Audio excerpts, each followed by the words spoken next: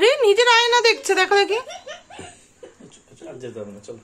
এখানটা মাথার উপর দাও, মাথার একদম সামনে দিয়ে দাও না। হ্যাঁ তাড়াতাড়ি একটু সরি না, মারো। তো মারতে মারতে ঘুরে গেছে। কি যে করছে। ছবি তুলতে পারছো না?